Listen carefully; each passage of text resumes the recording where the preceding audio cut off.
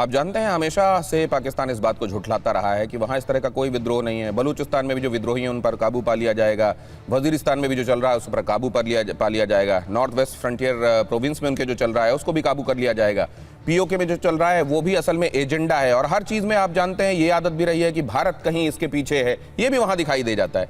ये जो बच्चे सामने आए हैं, जो महिलाएं सामने आई हैं, क्या कोई उनकी स्थिति के बारे में वहां सोचने के लिए तैयार है? और अगर नहीं तो क्या हर चीज को किसी एक्सटर्नलाइजेशन ऑफ थ्रेट कर देने से, हर प्रॉब्लम को एक्सटर्नलाइज कर देने से, कहीं भारत कहीं किसी दूसरे पर इसका इल्जाम लगा देने से क्या वहां चीजें सुलझ जाएंगी? और नहीं तो जो एक्सपर्ट्स कहते रहे हैं कि अब पाकिस्तान इम्प्लोड करने की स्थिति में पहुंच गया है, क्या वो नौबत आ गई है? लेफ्टिनेंट जनरल संजय कुलकर्णी हमारे साथ आज की इस चर्चा में जुड़ रहे हैं, दीपक वोरा सर हमारे साथ इस चर्चा को ज्वाइन कर रहे हैं, आरजू काजमी हमारे साथ इस चर्चा में जुड़ रही है पाकिस्तान से, सज्जाद अजहर पीरजादा भी हमारे साथ इस चर्चा का हिस्सा हैं, वो भी पाकिस्तान से हमें ज्वाइन कर रहे हैं, अमजद अयूब मिर्जा भी हमें एक ऐसी लोकेशन से जिसको डिस्क्लोज नहीं कर सकते हमारे साथ इस चर्चा में जुड़ रहे हैं, लेकिन पीओके से उनका ताल्लुक है और वहां के लोगों के लिए लगातार वो आवाज बुलंद करते रहते हैं, वो भी हमारे साथ आज की इस चर्चा में। आप सबका बहुत स्वागत करते हुए सबसे पहले तो ये हालात बयान क्या कर रहे हैं जनरल कुलकर्णी पाकिस्तान के मुस्तकबिल के हिसाब से? बहुत बहुत धन्यवाद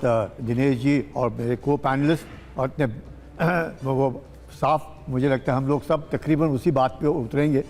इसमें कोई शक नहीं, this arrogance of the administration of Pakistan और खासकर फौज और उसमें आसिम मुनीर, ये जो एरोगेंस है यही एरोगेंस उनको मार रही है।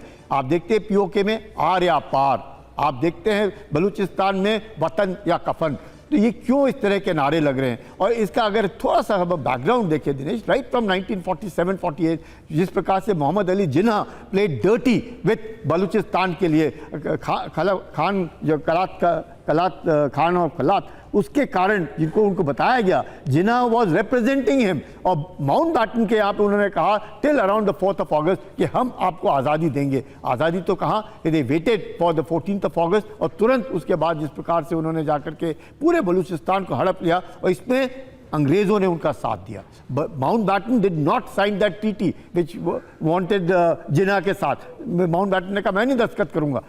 क्यों नहीं करेंगे? क्योंकि ब्रिटिश चाहते थे। वैसे ही पीओके में भी हुआ, किसने साथ दिया उनको? अंग्रेजों ने साथ दिया। कहाँ हैं ये हम बार बार करते हैं इसके पुंज के जो लोग हैं सारे के सारे लंदन में बैठे हुए हैं, जितने अमीर हैं। आज बलूचिस्तान के काफ़ी लोग ओमान में बैठे हुए हैं। क्यों? ओमान का Gwadar was part of Oman till 1958, और वो भारत को बेचना चाहते थे, पर भारत ने उस वक्त कहा कि हमें नहीं चाहिए, हमसे नहीं संभलेगा। It was for $1 million। Pakistan ने $3 million में ओमान से ग्वादार खरीदा है। तो ये जो चीज़ें हैं लगातार, और आज बलूचिस्तान के अंदर क्या नहीं है? गैस, सोना, आप तांबा, आप कोल, जो चीज़ के मिनरल रिच, और पाकिस्तान में वहाँ पे चीन ने आकर के ग्वादार को पकड़ के बैठे हुए हैं। आप देख रहे हैं किस प्रकार से लगातार उसका जो शोषण हो रहा है। फिशरी जो है, बलूचिस्तान आज़ाद होगा, इसमें किसी को शक नहीं होना चाहिए। आज न कल ये गिरेगा, बिकॉज बलूचिस्तान नाम ही देखो ना, लाइक पाकिस्तान क्यों है वो बलूचिस्तान,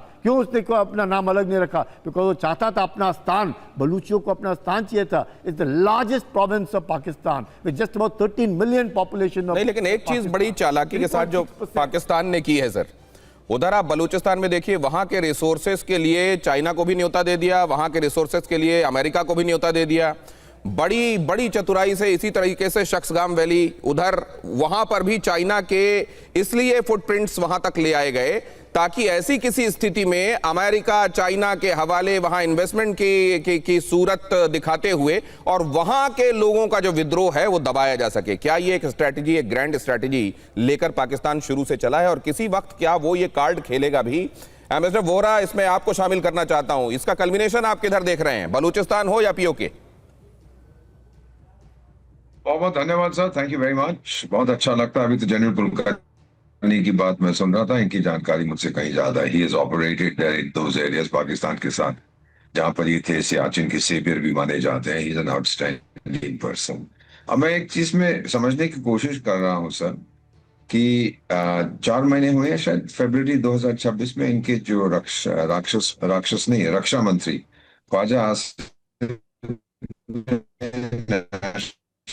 असेंबली में कहा था सर कुछ नेटवर्क इशू है जहां पे आप मौजूद हैं। वो हैंडीकैप्ड है। अभी ठीक आ रही है सर आवाज।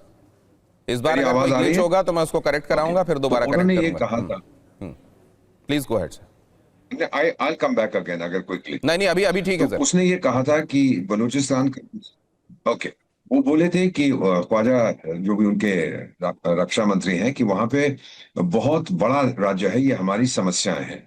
और ये उन्होंने कमेंट किया था जब बलूच फ्रीडम फाइटर्स ने एक प्रोफेशनली कोऑर्डिनेटेड अटैक्स किए थे 12 लोकेशंस पर, 100 से ज्यादा सिक्योरिटी पर्सनल मार दिए थे और 30 गवर्नमेंट प्रॉपर्टीज डिस्ट्रॉय की। मैं नहीं कह रहा, इनकी सरकार ने मारा है। तो आपको ये भी याद होगा सर, एक तो ये चीज इसने की, दूसरा अप्रैल पिछले साल ये जो इनके वो मार्शल जो अपने आप को कहते हैं, तो क्या बोला कि ये बलूचिस्तान तो हमारे झुमर है, हमारे फोरहेड का। और क्या ये 1500, मैं I am sorry I have to quote him, 1500 bloody terrorist हमें ले जाएंगे, इंशाअल्लाह we will beat the hell out of them. ये क्या बात है सर। फिर उनका होम मिनिस्टर कहता है कि Baloch freedom struggle is a minor irritant, कोई स्टेशन हाउस ऑफिसर इससे डील कर सकता है। ये जो बातें करते हैं ना सर, जो आपने कहा हेकड़ी जो इनकी है, ये अब वापस आ गई है इनको काटने के लिए।